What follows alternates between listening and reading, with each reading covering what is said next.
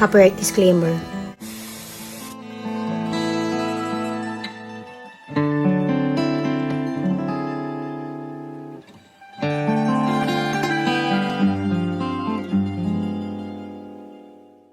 Only a week had passed regarding this outage, IT outage, yet it already had been swept under the rug or the carpet. There seems to be a news blackout now in the mainstream media on this topic. Then it's the quote experts unquote who have continued, but it seems like they are the controlled agents. For example, the guy that I had shared on the second video who is an ex-Microsoft engineer. But first, kindly excuse me for illustrating what had happened regarding this outage in a layman terms, in order that all of us are aware of it. Let's assume that these are the updates. The arm where it is usually administered is the user level, usually in the applications, the third ring. But this update was said to be a device driver that ran in the kernel mode, most privileged level, ring 0. Let's assume that it's in the spinal cord, in the nervous system. Then let's say that the content of this driver update is the 291 system file that has mem resh nun aleph. The cells had checked it, deemed it foreign, then the brain halted the entire system, the entire body. There isn't a concrete affirmation or denial if the update has been tested first by CrowdStrike. If they admit, they will be questioned as to why this file that is filled with zeros has been added in that update. If they deny, then they will be questioned even more regarding their testing procedure, their SOPs, standard operating procedures.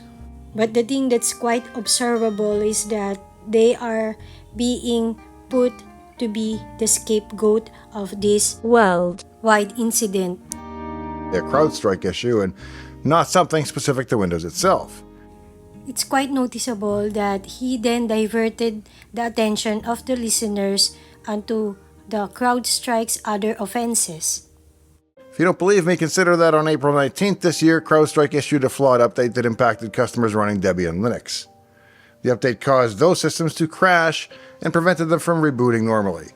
The issue was acknowledged by CrowdStrike the next day, but it took weeks to determine the exact cause and implement a fix, tainting the image of the company in order to make it a scapegoat.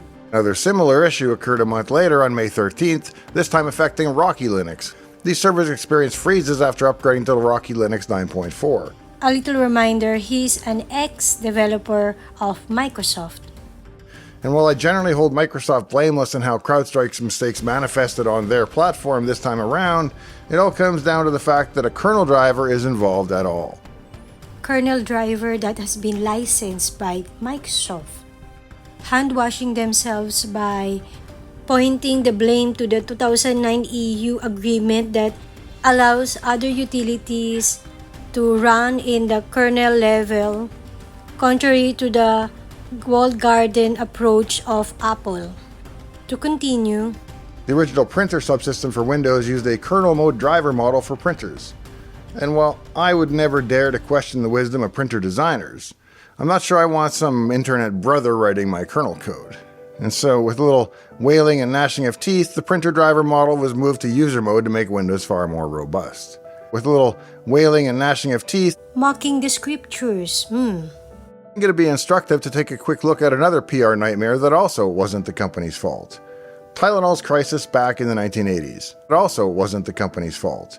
Whose fault is it then?